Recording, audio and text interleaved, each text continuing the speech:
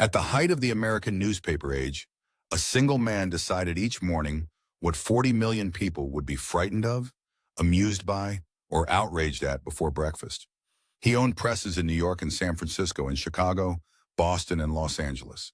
He owned the magazines that told American women what to buy and the newsreels that told American men what they had just lived through.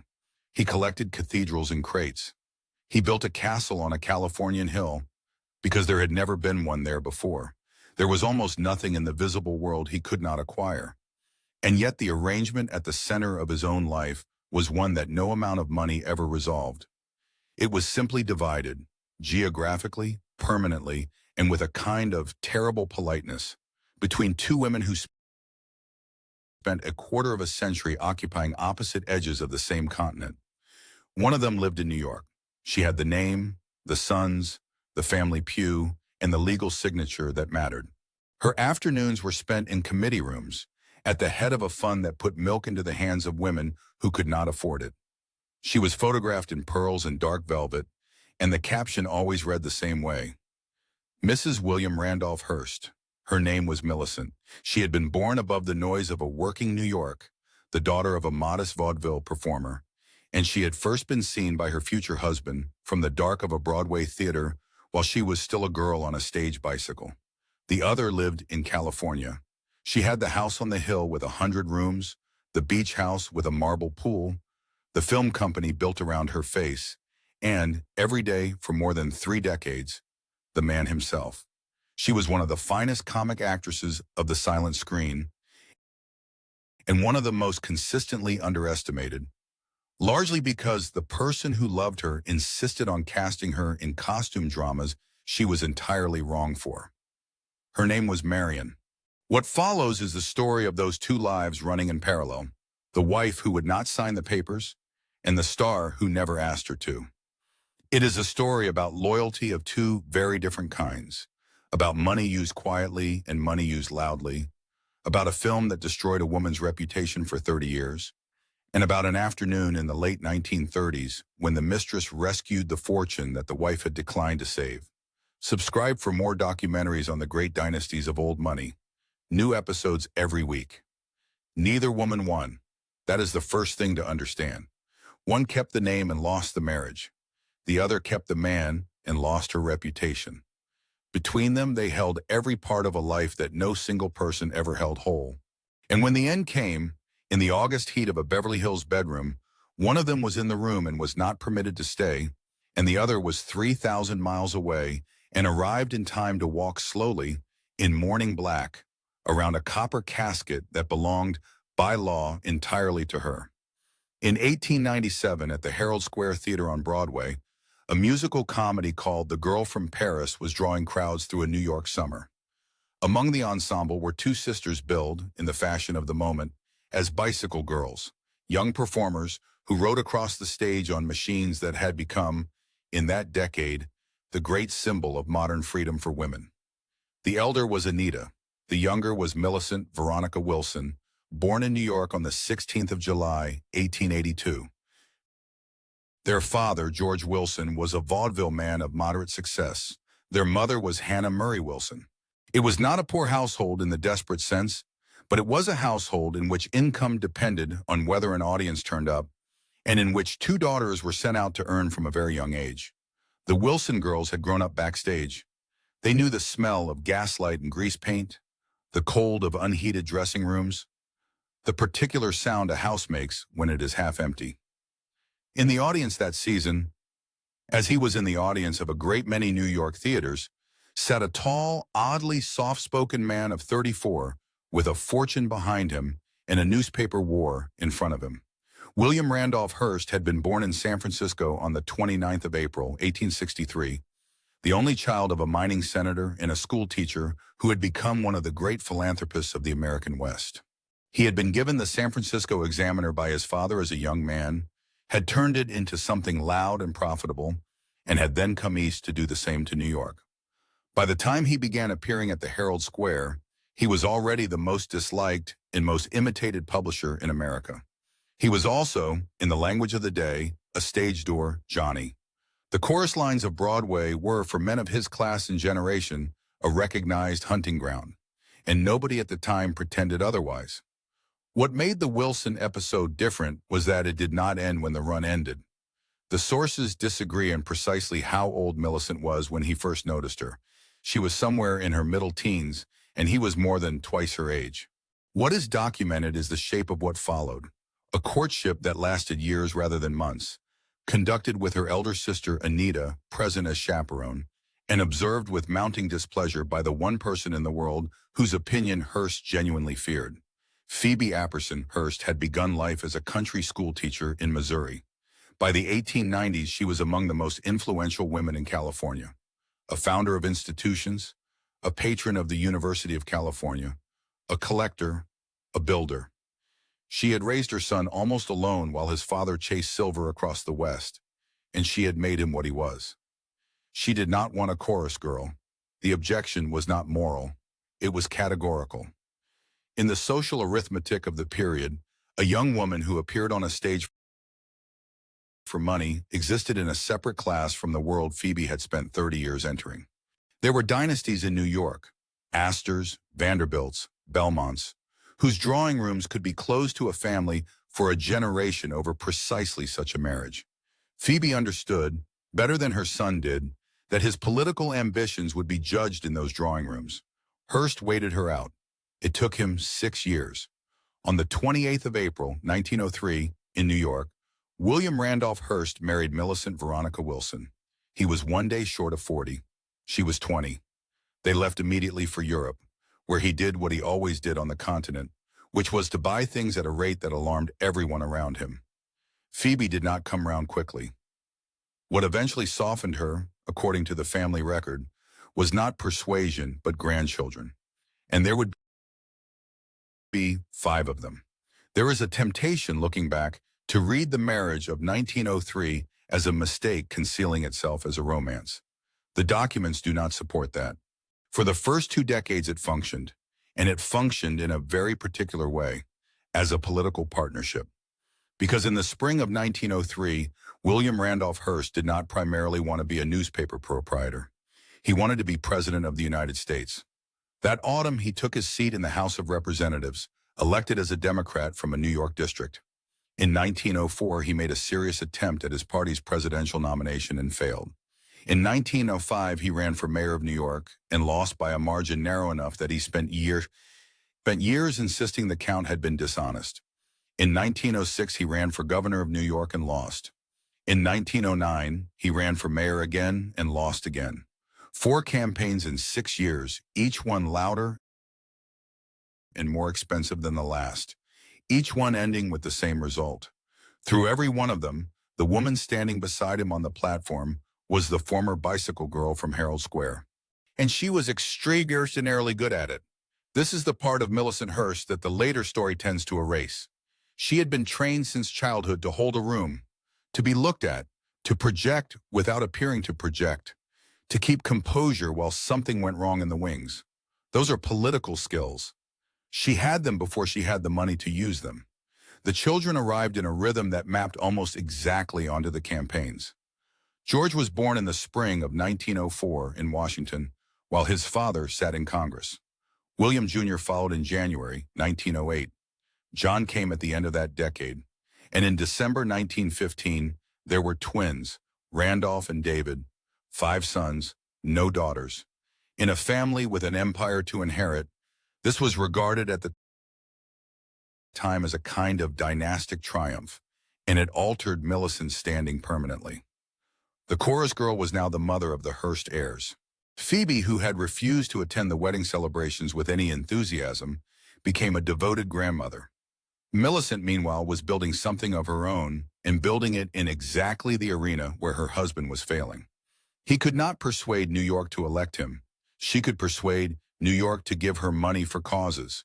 In 1915, she served on the New York State Commission for the Great Exposition held that year in San Francisco, acting as official hostess of the New York Pavilion, her husband's home city, her platform.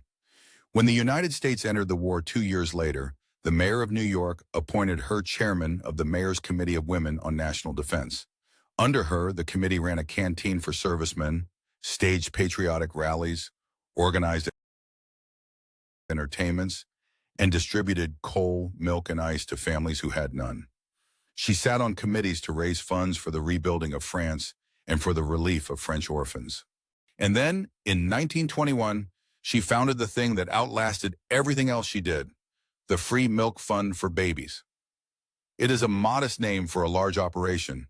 For decades, the fund put milk into the hands of poor mothers across New York City, in the tenements of the Lower East Side and beyond, financed by an annual round of galas, benefit performances, and society luncheons that Millicent Hearst ran with the discipline of a campaign manager. Eleanor Roosevelt appeared at those events. So did most of political New York. In the depths of the Depression, the fund was for a certain number of families, the difference between one kind of childhood and another. There is a detail here worth holding on to, because it will matter later. Millicent Hearst's charity was public, organized, permanent, and attached to her name. It was also, in its way, an answer to Phoebe Apperson Hearst. The chorus girl had become a builder of institutions. There was another campaign running underneath all of this, and it was the longer one. The New York into which Millicent Wilson had married in 1903 did not welcome her. It could not entirely refuse her because she had married a great deal of money, but the old families of Fifth Avenue had spent a generation constructing a system precisely to keep out people whose origins were what hers were. Everyone knew where she had come from. Everyone knew what her father had done for a living. In the drawing rooms that mattered, a former performer was received with a courtesy carefully calibrated to be indistinguishable from a snub. Her response was to make herself indispensable. This is the pattern of her entire adult life, and it is visible from the very beginning. She did not attempt to be forgiven for her origins, and she never denied them. She simply built an operation that the city's grandest women wanted to be seen inside, a committee they wished to sit on, a gala they needed an invitation to, a cause it was socially useful to be photographed supporting. The women who would not have received her in 1905 were, by 1925, applying to serve on her boards. It was a slower revenge than her husband's, and considerably more effective. She raised the boys largely alone, in the practical sense, because their father was a man who worked 18 hours a day and then took a boat somewhere. They were brought up between the Riverside Drive apartment, the ranch at San Simeon in the years before the castle, and the long European journeys on which their father collected. The photographs from that period show 5 small boys in identical coats, standing in front of cathedrals, being educated by acquisition. What she gave them, according to everything they later said and did, was a fixed point. All 5 went into the family business. All 5 in adulthood arranged their lives so that their mother was never publicly humiliated by their father's second household, an arrangement they maintained with real delicacy for the whole of her life, and one that must have required, from men working under a father like that, a certain quiet courage. By the early 1920s, she was one of the most photographed hostesses in New York. Her husband was in California more and more of the year. Nobody at that point was writing about why. 6 years before the wedding at Herald Square, and a river away, another New York family was raising daughters who would go on the stage. Marion Cecilia Duras was born in Brooklyn on the 3rd of January, 1897, the youngest of 5 children. Her father, Bernard Duras, was a lawyer who would later sit as a New York City magistrate. Her mother was Rose Riley. The family was Irish, Catholic, respectable, and comfortable enough. A professional household in the Prospect Park district, not a theatrical one, which makes what happened next slightly unusual. There were 3 elder sisters, Rain, Ethel, and Rose. There had also been a brother, Charles, who did not live past 15. He drowned in 1906, and the family did not afterwards speak of it easily. All 4 sisters wanted the stage. The eldest went first, and the others followed, and at some point in their adolescence they made a decision that reads today like a small act of self-invention. Doris was a difficult name for a marquee. Walking near their home in Brooklyn, they passed a property agent's signboard bearing another name entirely, and took it. From that afternoon they were the Davies sisters. Marion was sent to be educated by nuns, the convent of the Sacred Heart at Hastings, and afterwards briefly a convent in France. She was not an academic child. She had, from her earliest years, a stutter, which would follow her for the whole of her life and which shaped a great deal of what she became. People who stammer often develop an extraordinary sensitivity to the rhythm of other people's speech. Comedians frequently come from precisely that background. Marion Davies grew into one of the sharpest mimics in America. She left school for the chorus line. Her stage debut is recorded at 13.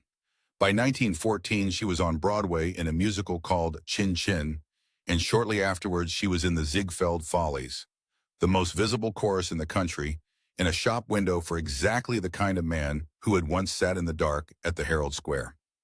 It is worth being precise about what the chorus line was because both women in this story came out of it, 20 years apart, and the modern imagination gets it wrong in both directions.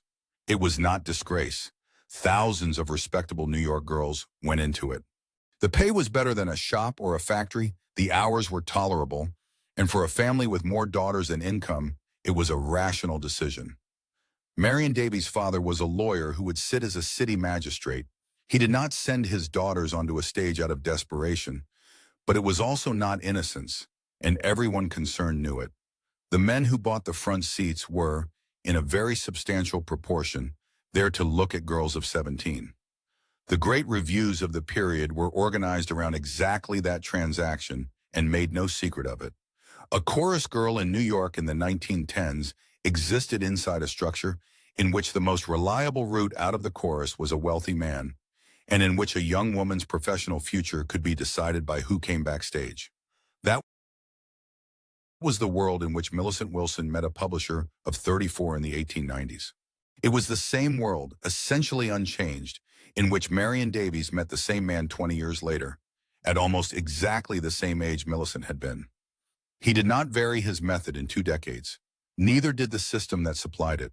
She was not, however, waiting to be discovered. In 1917, at 20, Marion Davies co-wrote and starred in her own picture, Runaway Romany, directed by her brother-in-law, the theatrical producer George Lederer. That fact tends to be dropped from the popular version of her story, and it should not be. Before William Randolph Hearst ever put $1 into her career, she had already written herself a leading role and got it made.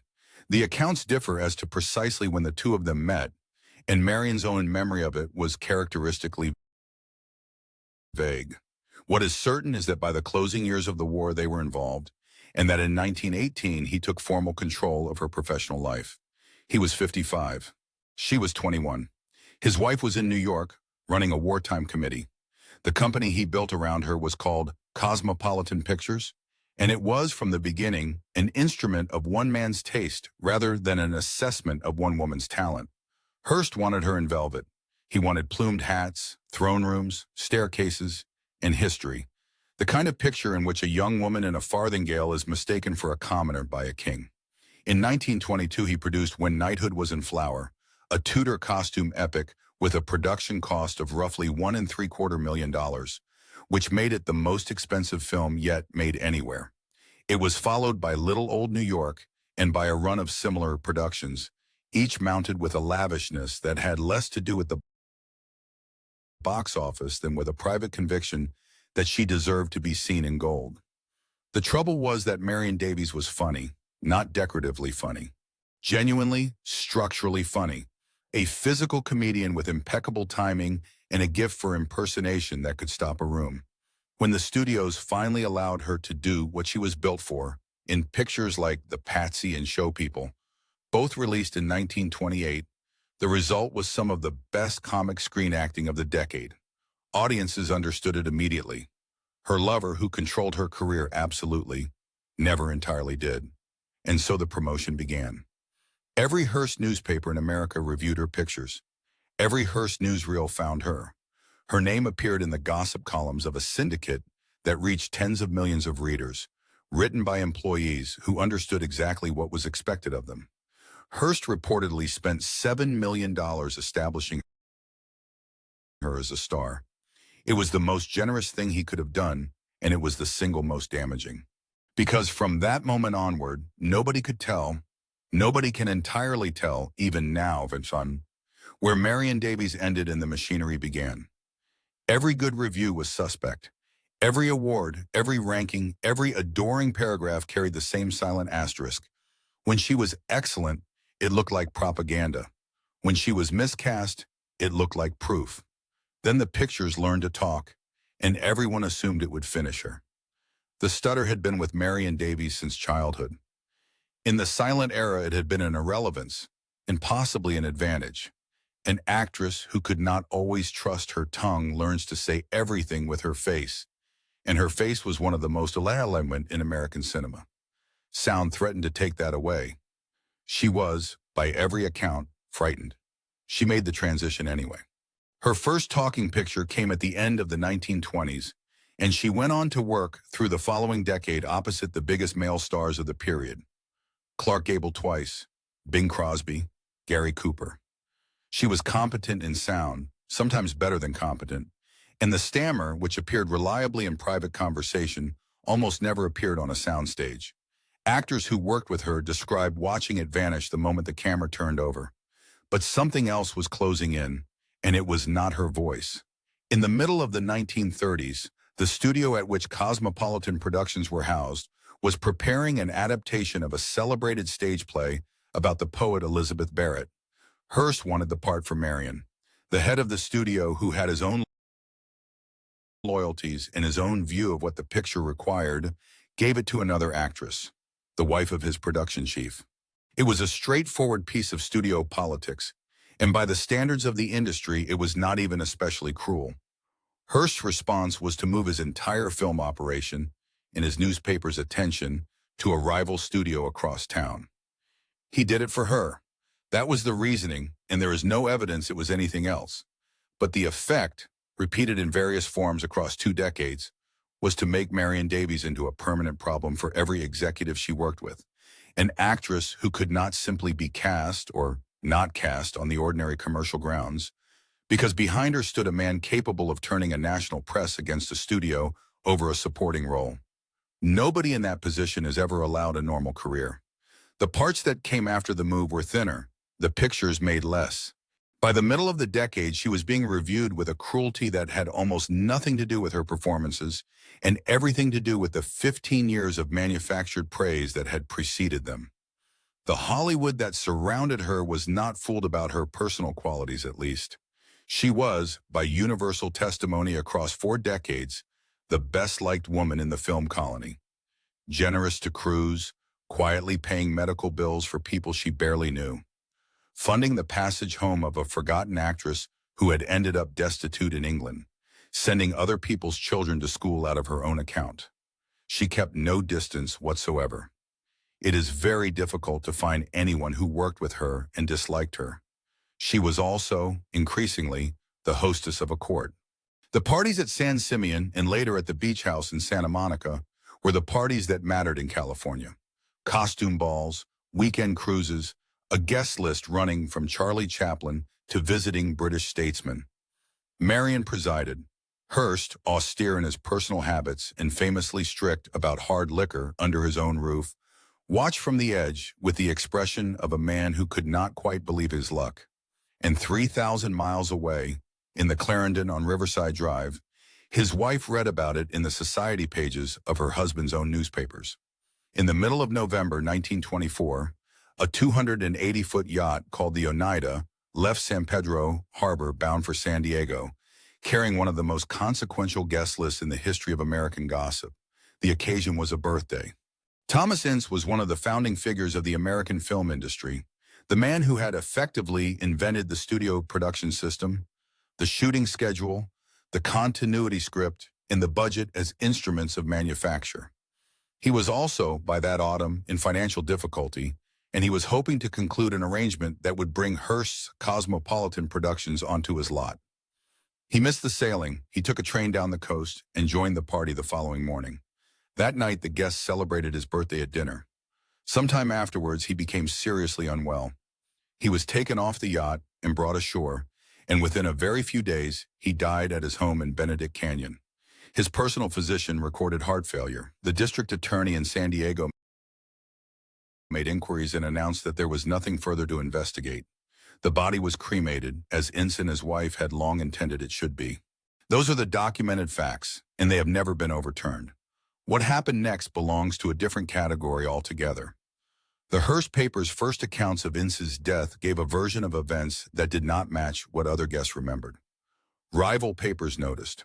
Within weeks, a story was circulating through Hollywood in which the death aboard the Oneida had not been natural at all, and in which the silence of everyone present had been purchased.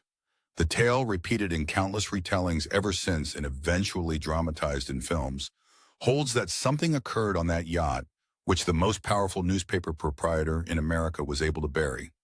Whether it happened this way, no document confirms, no inquest supported it, no participant ever produced evidence. Even the identity of the guest list varies between accounts, which is itself a warning about how much of the legend is reconstruction. What can be said with certainty is far more modest and far more interesting. The rumor attached itself permanently to Hearst and to Marion Davies, and it did so precisely because of what everyone in California already knew about the relationship at the center of that weekend, because that was the year the arrangement stopped being a private matter. Until the early 1920s, the affair had been conducted with the ordinary discretion of the period, known in the industry, unmentioned in print, invisible to the wider public. What changed was not any single revelation, but an accumulation. The yacht, the parties, the castle rising on the Californian hill, where Marion Davies acted as hostess in front of politicians, film stars, and visiting foreign dignitaries. A film company built openly around one actress, a newspaper empire promoting her without embarrassment. At some point, it ceased to be an open secret and became simply open. For Millicent Hearst in New York, this was a change of kind rather than of degree. A husband's affair could be absorbed. A husband's second household presiding over the family's most spectacular property in front of the international press could not. The date usually given for the separation is 1926, though the drift had begun earlier, and no formal announcement was ever made. There was no court, no filing, no statement. What there was instead was a decision, and it was hers. She would keep the marriage, the name, and the legal position. She would live in New York. She would raise the 5 sons, run her funds, hold her place in the society her mother-in-law had once feared she would embarrass. She would appear, when required, as Mrs. William Randolph Hearst, and she would appear with absolute composure, and she would not divorce him. That refusal is the hinge of the entire story, and it deserves to be understood without sentiment in either direction. It was not simply pride, though there was pride in it. Millicent Hearst was a Catholic woman of her generation for whom divorce carried a religious weight that no arrangement could lift.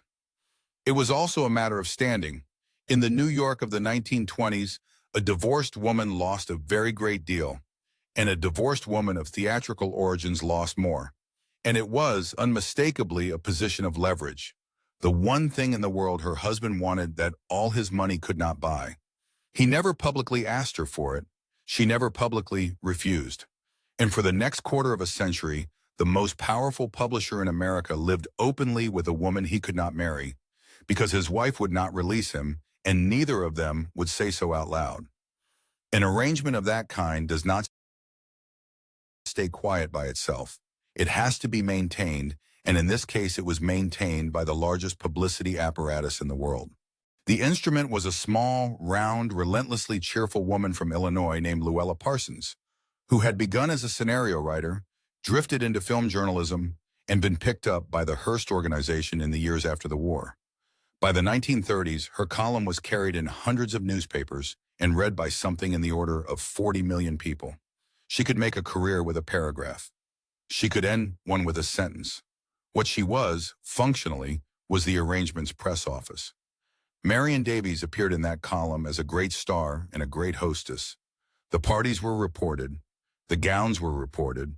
The house on the beach was reported. What was never reported, not once in 3 decades, across the most gossip-hungry press in the world, was the plain fact of the situation, that the woman being described lived with a married man whose wife was 3,000 miles away.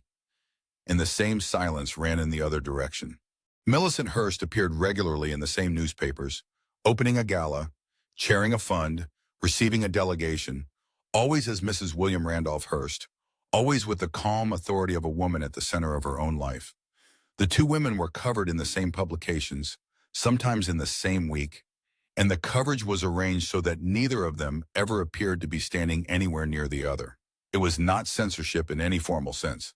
Nobody issued an instruction.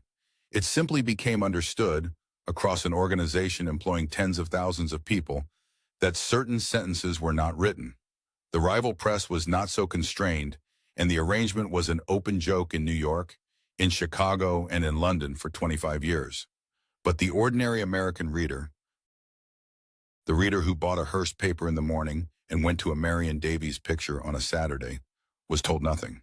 Millions of people watched her on a screen for 2 decades without ever being informed, by any newspaper they were likely to see, whose house she went home to. That protection had a cost, and Marion Davies paid it rather than he did.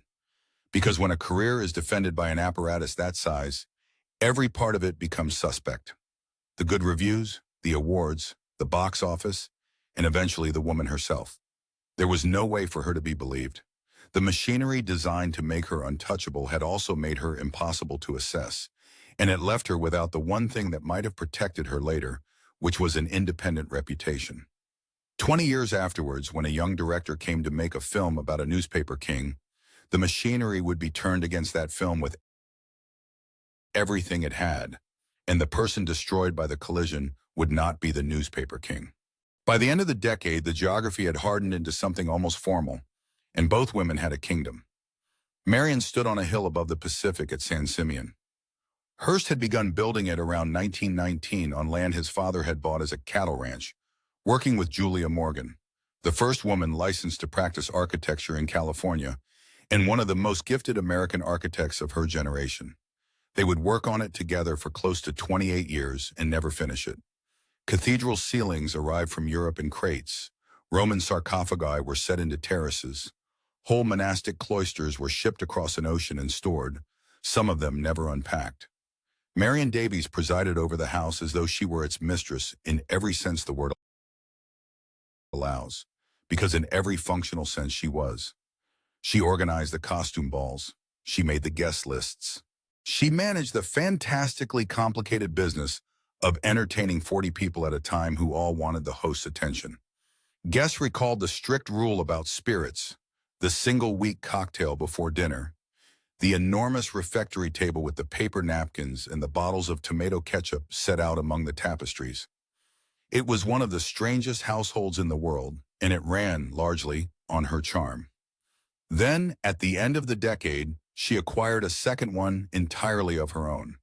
On 5 acres of Santa Monica Beach, she built a house, designed initially by William Flannery, later extended with Julia Morgan's involvement, that eventually reached something in the region of 110 rooms, with a marble-decked saltwater swimming pool that ran almost to the tide line. It was called Ocean House. For 20 years, it was the most desirable address on the Californian coast, and it belonged to her. 3,000 miles away, Millicent had built her own. Her principal residence was a vast apartment in the Clarendon on Riverside Drive in Manhattan. 5 floors of a single building, a scale of city living that has essentially no modern equivalent. And in 1927, her husband bought her something more theatrical. On the north shore of Long Island at Sands Point stood a fantastical castle built a decade earlier for Alva Belmont, the formidable Vanderbilt divorcee turned suffrage campaigner. Hearst purchased it with the adjoining lighthouse land for $400,000. It was renamed for Joan of Arc, extended with 16 further rooms and a private cinema, and given to his wife as what she had described as a between-seasons home. Consider the arrangement from a sufficient distance, and its symmetry is almost architectural. He built a castle on the Pacific for the woman he lived with, and bought a castle on the Atlantic for the woman he was married to. Both were furnished from the same European buying sprees. Both were staffed on the same imperial scale. They were separated by the width of a continent, and they were never, at any point, occupied at the same time by both women. In the early years after the separation, Millicent still came west occasionally. In September 1929, when Winston Churchill visited San Simeon during his American tour, it was Mrs. Hearst who received him as hostess of the estate. The photographs from that visit show a woman entirely in command of the situation, standing in a house that in every practical sense had ceased to be hers. She stopped coming after that, more or less.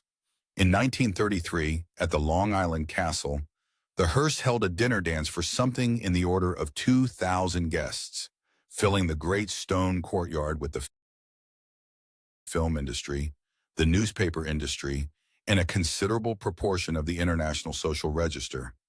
It was the last great night the house ever had. Within a decade, it would be surrendered to a bank against unpaid taxes, and shortly after the war, it was demolished. Houses were built on the site. The gatehouse survives. There is something in that trajectory that describes the whole period. Enormous expenditure, absolute confidence, and then a receding tide that took the buildings with it. But the two kingdoms were not only made of stone, each woman built something else during those same years. And it is here, more than anywhere, that the parallel between them becomes uncomfortable to look at directly. Millicent's Free Milk Fund grew through the 1920s and 30s into a permanent New York institution. It was run the way a serious operation is run. Annual galas, benefit nights, a board, a reliable calendar of society obligations converted efficiently into cash. In the Depression years, the demand was overwhelming. Eleanor Roosevelt lent her presence. The New York papers, not only her husband's, covered the balls, and the coverage was the point, because coverage was what filled the accounts.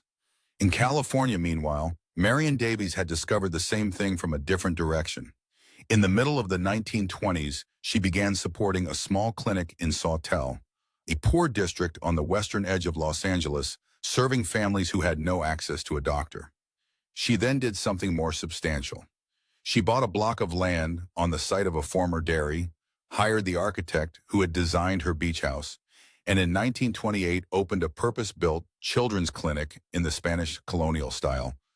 Roughly $45,000 for the building alone, and something approaching $200,000 by the time the land and the equipment were counted. No fees were charged. The doctors gave their time. Any child under 16 in the surrounding districts whose family could not pay a physician could be treated there. In 1932, she formalized the arrangement as the Marion Davies Foundation. She had no children of her own that the world was permitted to know about. She had, by every account that survives, a particular tenderness toward other people's, and she directed a very substantial share of her personal fortune toward them for the rest of her life. Two women then, at opposite ends of a continent, both of them building organizations to keep poor children alive, both of them financing those organizations largely out of the same man's money and their own, and neither of them, so far as any surviving document shows, ever acknowledging the other's existence in public. The difference was in what the world did with it. Millicent's philanthropy became her identity. It was the reason her name appeared in print, and it insulated her. Marion's philanthropy was known in Los Angeles and almost nowhere else. In the national imagination, she remained the actress in the castle. What she did in Sawtelle was invisible, and remained invisible for the better part of a century. And then came the decade in which the money stopped. For most of his life, William Randolph Hearst had operated on a principle of magnificent indifference to arithmetic. He spent what he wished, borrowed against what he owned, and assumed the next year's revenue would cover the last year's enthusiasm. Through the 1920s, this worked. He was buying newspapers, radio stations, magazines, ranches, castles, tapestries, armor, whole rooms of European buildings, and the empire generated enough cash to carry the interest. The Depression removed the cash and left the interest. By the middle of the 1930s, the position had become genuinely dangerous. Advertising revenue had collapsed across the industry. The debts were enormous. Creditors who had spent 30 years extending courtesy to the most powerful publisher in America began to behave like creditors. Properties went. The Welsh castle he had bought in the 20s and lavishly restored was disposed of. Art was sold, in some cases at humiliating prices, in warehouses that the public was invited to walk through. Control of the corporation passed effectively into the hands of a conservation committee. For a period, the man who had decided what 40 million Americans read each morning was not permitted to sign his own checks. In New York, his wife watched the collapse and did not intervene. That is not a moral accusation. It is simply what the record shows. Millicent Hearst had her own resources and her own settlement, and she declined to put them into rescuing an empire that was, by that point, sustaining a household in California in which she had no part. What she did instead, in 1937, was ask for a divorce. After 11 years of refusal, she offered him the one thing he had wanted, and she named her price: a property settlement that included Cosmopolitan magazine, one of the most profitable titles in his portfolio, and the publication that carried the name of the film company he had built for Marion Davies. He would not agree. The negotiation collapsed. The marriage continued exactly as before, and neither of them ever raised the question again. In California, at the same moment, Marion Davies did the opposite. The accounts vary in their details, as accounts of private transactions do, but they agree on the substance and they agree on the sum. She contacted her business people. She sold jewelry. She liquidated stocks and property. Within a few days, she assembled $1 million in cash, an extraordinary figure in 1937, at the bottom of a depression, and an even more extraordinary one when the person assembling it was a woman with no legal claim whatsoever on the man she was giving it to. She handed it over. According to what he later said, he told her he would make it up to her one day. It is worth pausing on the position she had put herself in. She had no marriage, therefore no marital property. She had no legal standing in his estate. She had no children, the world acknowledged. If he had died the following week, she would have had precisely what he chose to leave her and not a cent more, and she gave him $1 million anyway. She was also, in the same period, watching her own career end. Her last picture, Ever Since Eve, was released in 1937. She was 40 years old, in an industry that had already begun discarding actresses at 35, and she had spent 2 decades being cast in the wrong parts by a man who adored her. The transition to sound had gone better than she feared, given the stutter, but the roles had thinned and the pictures had stopped making money. She retired. She said afterwards that she did it to look after him. The empire survived. It was reorganized, cut back, and slowly returned to profit through the 1940s. San Simeon was saved. Whether it would have been saved without that $1 million is not a question that can be answered with certainty, but every serious account of the period treats her intervention as material, and Hearst himself plainly regarded it as decisive. The wife had asked for a magazine. The mistress had written a check. 4 years later, a 25-year-old from Wisconsin made a film that decided how both women would be remembered. Orson Welles arrived in Hollywood in 1939 with a contract of unprecedented freedom and no film experience whatsoever. What he made with the screenwriter Herman Mankiewicz was the story of a newspaper proprietor of colossal wealth and colossal appetite who buys an opera career for a second wife with no voice, builds a half-finished pleasure palace in the American wilderness, fills it with crated European statuary, and dies inside it and alone among his possessions. Nobody involved ever formally conceded whose life it was. Nobody needed to. The trouble began in the first days of 1941, when the columnist Hedda Hopper was shown an unfinished print. Her rival, Luella Parsons, who wrote for the Hearst Syndicate and had built a national career on her proximity to its owner, saw it shortly afterwards and understood immediately what she was looking at. She went to her employer. What followed was the most concentrated exercise of private power in the history of the American film industry. Hearst's papers refused to carry advertising for the picture. They refused to list its showtimes. They refused for a period to mention its existence and let it be understood that they might take an interest in the private lives of studio executives who distributed it. There were threats of litigation. There were suggestions, passed upward inside the organization, that the director be investigated for his politics. An offer was reportedly made to buy the negative outright. The film opened on the 1st of May, 1941, to reviews of extraordinary enthusiasm. It then failed. Blocked out of a great many theaters, denied publicity across an enormous share of the American press, it closed its first run at a loss in the region of $150,000. It received 9 nominations at the following year's Academy Awards and won one for the screenplay, and the announcement of that single victory was met in the hall with audible booing. For 30 years afterwards, it was chiefly a curiosity.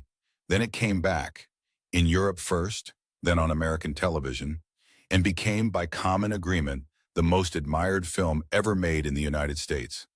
And every one of those admirers met Marion Davies in the form of Susan Alexander Cain, talentless, drunk, kept, working a jigsaw puzzle in an enormous empty room while her husband's fortune rots around her. This was the injury, not the caricature of Hearst. He was a public man. He had spent 50 years making enemies. And the portrait, however cruel, was recognizably an argument about power. The injury was to a woman who was not a public man, who had never held office, who had been a genuinely gifted comedian, and whose name was now permanently attached to a fictional character created to demonstrate a rich man's vanity. Hearst is said to have been less enraged by his own portrait than by hers. The detail he could not forgive, according to those around him, was the drinking. It was not an invention, and it should be stated plainly and without relish, because it was the hardest part of her life. Marion Davies drank. She had begun in the Prohibition years when everyone in her world did, and by the late 1930s, with her career finished and her position permanently ambiguous, it had become a serious and visible problem that she struggled with for the rest of her life. Friends protected her. Hearst tolerated it in a household where he permitted almost no spirits at all, which tells its own story about how much he loved her. She was frequently unwell, sometimes for long stretches, and increasingly unhappy behind the hospitality.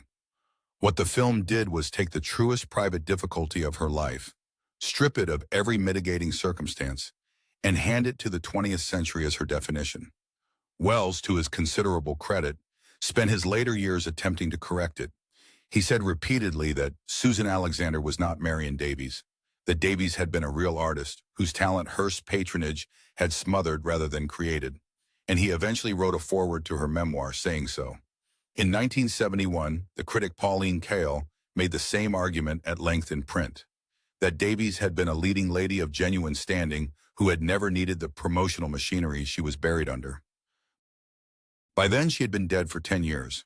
The war years were, by a strange irony, the quietest and possibly the happiest of the whole arrangement. With the empire in convalescence and San Simeon expensive to run, Hearst and Marion Davies spent much of the period at Wintoon, a wooded estate on the McCloud River in Northern California, a cluster of Bavarian-style houses in a canyon of pine and river fog, an entirely different order of place from the palace on the coast. There were fewer guests. There was less spectacle. He was in his late 70s and then his 80s. She was in her 40s, out of pictures, and effectively his companion and nurse.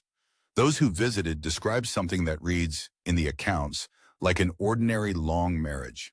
Two people who read constantly, who talked about what they read, who watched films together in the evenings, who bickered comfortably.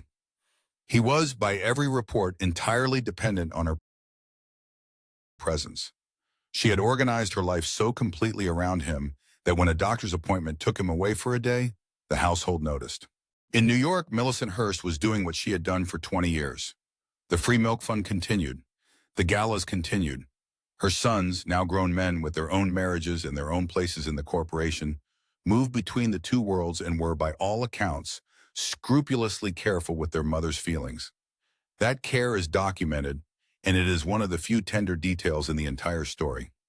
5 men in early middle age, all of them working for their father, all of them managing the delicate business of never making their mother's position more humiliating than it already was. In 1947, the story left San Simeon for the last time. Hearst was 84, his heart was failing, and the ranch was too far from serious medicine. He came down to Beverly Hills, to a house on a quiet road, and never went back to the hill. He lived there for 4 more years, and Marion Davies lived there with him. Those 4 years are the part of the story that almost nobody tells, and they are the part that explains the rest of it. The house on the quiet Beverly Hills road was not a palace. It was a large, comfortable, unremarkable Californian residence of the kind a successful surgeon might own. And after San Simeon, it must have felt like the end of the world. There was no cathedral ceiling. There were no crated cloisters in the grounds. There was a bedroom, a nurse, a doctor's schedule, and an old man who had spent 60 years being the loudest voice in the country and who was now largely confined to one floor of a house that was not his. She organized her entire existence around it. She was 50 when they came down from the ranch and 54 when he died, and in those 4 years she went almost nowhere. Friends who called found her in the same rooms, doing the same things, watching the same films in the evenings, with a man whose hearing was failing. The Empire's executives came and went and dealt with her as a fixture of the household, which by then she was. She had been the most expensively promoted actress in America. She had been the hostess of the most photographed private house in the Western Hemisphere.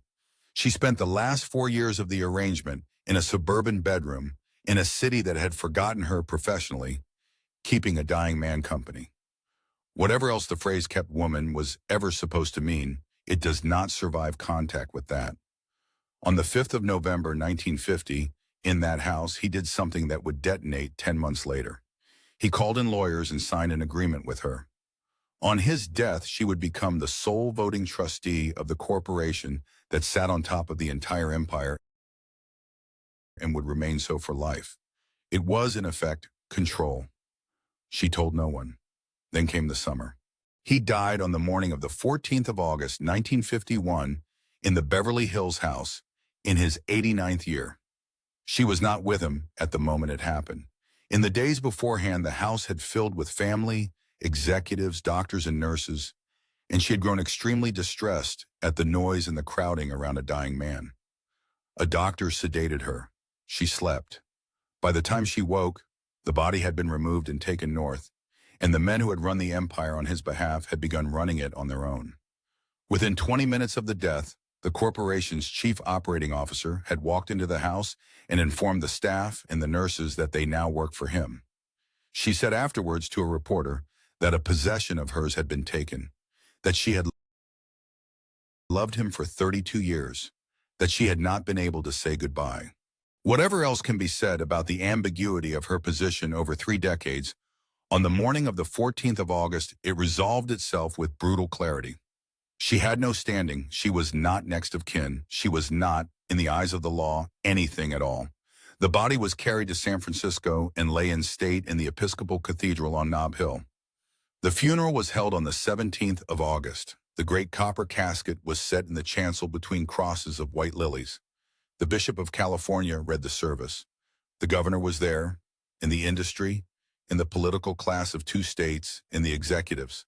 And walking slowly around the casket in black was his widow, a woman who had been, as one account of that morning observed, almost a stranger to him for the last 29 years of his life. She had come from New York. She was 69 years old. She had been married to him for 48 years, separated for 25, and had refused to divorce him for every one of them. And now she stood at the front of the cathedral in the position that had been hers by law since 1903 and buried him. Marion Davies did not attend. She was not invited. She stayed in Beverly Hills with the blinds drawn in the house where he had died with his dachshund. She told a nurse that she had thought about going to church that morning and had decided to stay where she was, that he had known how she felt and she had known how he felt, and that was enough. A visiting newspaperman found her sitting in the half-dark, talking about better years and humming to herself. He was buried at Cypress Lawn, south of San Francisco, in the family mausoleum, beside his mother. The will was read, and it did what everyone expected. The fortune went to the widow, to the 5 sons, and to charitable trusts. The administration went to the sons and to a board of executives, most of whom were not family, and who assumed as a matter of course that the empire was now theirs to run. For a fortnight, Marion Davies said nothing and learned a great deal about who her friends were. The men who had spent 30 years seeking her goodwill discovered that they had urgent business elsewhere. Her name, which had appeared in the Hearst papers almost weekly for 3 decades, stopped appearing at all. Then Hedda Hopper, the rival of the columnist who had spent her career defending the empire, printed the story of the agreement signed in that Beverly Hills house the previous November. The effect was seismic. If the document held, the woman who had never been permitted to attend the funeral would control the voting stock of the holding company that sat above every newspaper, magazine, radio station, and film interest the family owned. She would appoint the officers. She would choose the directors. The sons would answer to her. The lawyers who had drafted it confirmed it. So did she. The estate's administrators, the fourth son among them, responded immediately and furiously in public, calling the agreement worthless. Privately, on a second reading, they became a great deal less certain. What followed was a month of negotiation conducted almost entirely out of sight, because neither side wanted the alternative, which was a courtroom in which every detail of 34 years would be examined by every newspaper in America that was not owned by the family. In November 1951, they settled. Marion Davies surrendered her rights under the trust agreement in full. In exchange, she was made a lifetime official consultant and advisor to the corporation on editorial policy at a salary of $1 a year. She was reported at the time to be worth in the region of $10 million in her own right, and she wanted no money. What she wanted was the thing the agreement had actually been about: acknowledgement and the ability to have her friends and her causes appear in print again. She had been handed control of one of the largest media empires on earth, and she gave it back to his children in under 3 months. It is one of the strangest transactions in American corporate history, and the most revealing thing in the entire story about what she actually valued. She had spent a lifetime being described as a kept woman. Presented with the opportunity to take everything, she took a title and a dollar. There was one more piece of theater that autumn, and it has puzzled people ever since. On the 31st of October, 1951, 11 weeks after the funeral she had not been allowed to attend, Marion Davies married a merchant marine officer named Horace Brown in Las Vegas. She had known him a matter of weeks. He was a large, loud, cheerful man from Virginia who bore, according to nearly everyone who saw them together, a marked resemblance to a younger William Randolph Hearst. The marriage was not a success. There were separations. She filed for divorce twice and withdrew both times. It lasted legally until the end of her life, and no biographer has ever produced a satisfying explanation for why she entered it, beyond the obvious one, that after 34 years she did not know how to be alone in a house, and that at 54 she wanted for the first time to be somebody's wife. She had the title now. It was simply the wrong name. The last decade was quieter than the 30 years that preceded it, and in some ways it was the most independent period of her adult life. The business instincts that Hollywood had always underestimated turned out to be considerable. She had been investing in Californian real estate since the 1920s, quietly and shrewdly, and she went on doing it. She backed a Broadway musical that ran for well over 500 performances and returned a handsome profit. She managed her own affairs, held her own counsel, and remained in a town that had largely forgotten her professionally one of its more substantial private fortunes. She also gave the money away. In 1952, she made a gift of close to $2 million to establish a children's clinic at the University of California in Los Angeles. It was the largest single act of philanthropy of her life. It followed directly from the small Spanish colonial building she had put up in Sawtell a quarter of a century earlier, and it is the reason her name is still attached to a pediatric facility in that city today. Most of the people who pass it have no idea who she was.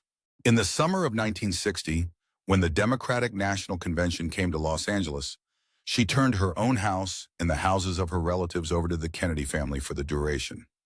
She had known the father since the film industry's earliest days, and the son since he was a boy at San Simeon. It was the last public thing she did. She was already seriously ill. There was a malignant growth in her jaw, and that summer she had refused the surgery that was recommended for it. She appeared briefly on television that year, giving a tour of her Beverly Hills house, a heavy, tired, still enormously charming woman of 63, being funny about a life that had ended 9 years earlier. Sometime after Hearst's death, she had begun talking into a tape recorder, setting down what she remembered of the whole extraordinary business: the castle, the guests, the pictures, the man. She never published it. She said she thought she had given away too much. The tapes were edited and issued after her death, and they remain the only place in the world where her own voice describes what happened to her. unmediated by anyone who wanted something from her. She died on the 22nd of September, 1961, in Hollywood. She was 64. According to some sources, the cause was cancer of the stomach. According to others, it was a malignant condition of the jaw, the illness she had refused to have operated on the previous summer. The two accounts appear side by side in the reference literature to this day. If any of you have access to documents that settle the question, leave a comment below. Shortly before the end, according to those who were with her, she called her husband over and told him she had no regrets. She was buried at Hollywood Forever, in the cemetery behind the studios, in a white marble mausoleum with the name Dowress on it, the name her family had abandoned in front of a property agent's signboard in Brooklyn, 60 years earlier. Millicent Hearst outlived her by 13 years.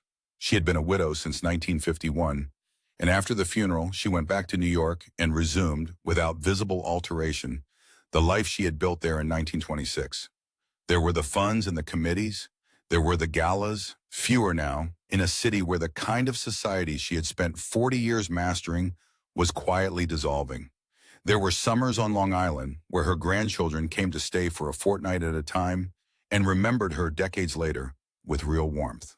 She was by then an institution of a vanished kind, a woman who had entered the century as a chorus girl in a musical comedy and was leaving it as the matriarch of one of the great American fortunes, having never once in 70 years of public life given an interview about the thing everybody wanted to ask her about. That silence is worth measuring. From the mid-1920s until her death, Millicent Hearst was one of the most photographed women in New York, married to the noisiest man in America, and living inside a domestic arrangement that every gossip columnist in the country would have paid a fortune to have her discuss. She never discussed it. Not once. Not in a memoir, not in a deathbed confidence, not in a single quotable remark that has survived. Whatever she thought of Marion Davies, she took it with her. She died at home in Manhattan on the 5th of December, 1974. She was 92 years old. She was buried at Woodlawn in the Bronx, a few miles from the streets where her father had once looked for work in the variety halls. Of the 5 sons she had raised through those campaigns, 3 were already gone before her. Her sons and their children inherited what their father had built, and the corporation that had nearly collapsed in the 1930s grew, across the second half of the century, into something considerably larger than anything he had run. At the height of the American newspaper age, one man decided each morning what the country would talk about. He is buried south of San Francisco in a hillside mausoleum next to his mother. His wife is buried in the Bronx. The woman he lived with for 34 years is buried in Hollywood, under a name he never gave her. 3,000 miles from him and 8 miles from the studio where she made her best pictures. It is possible to read the whole thing as a competition, and for most of a century that is exactly how it was read. The wronged wife and the other woman, the respectable one and the notorious one, the milk fund and the beach house.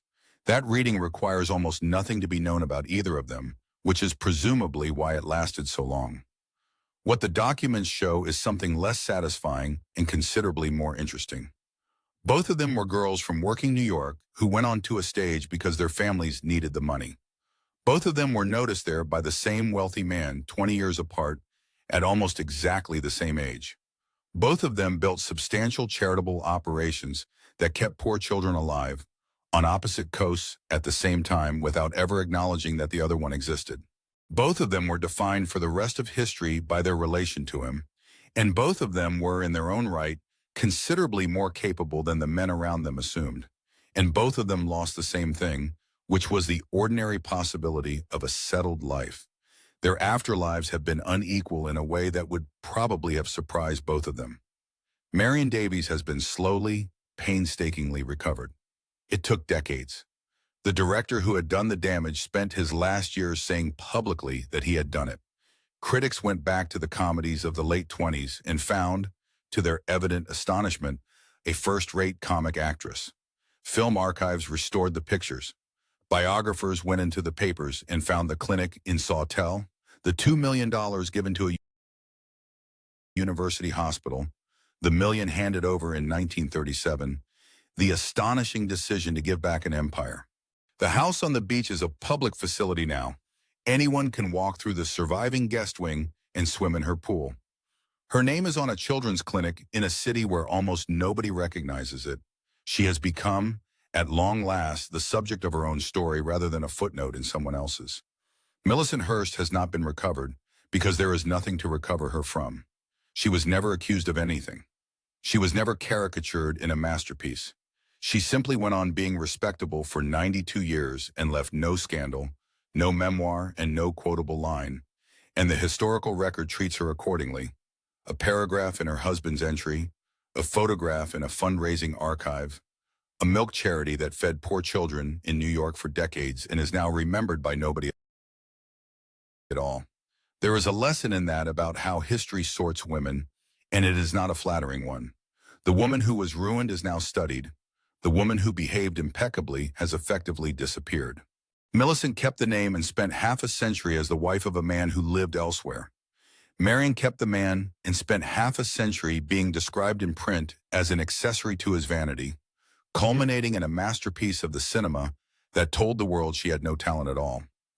He, meanwhile, had both of them, and appears to have been reasonably content with the arrangement for 25 years. There is no document recording a conversation between the two women. There may never have been one.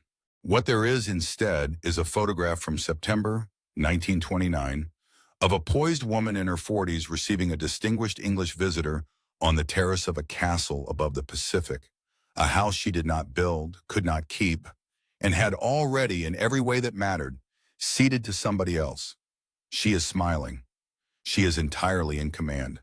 She is standing in another woman's home, and everybody present, including her, knew it. Some rivalries in the end are remembered less for what the two women took from one another than for what neither of them was ever given.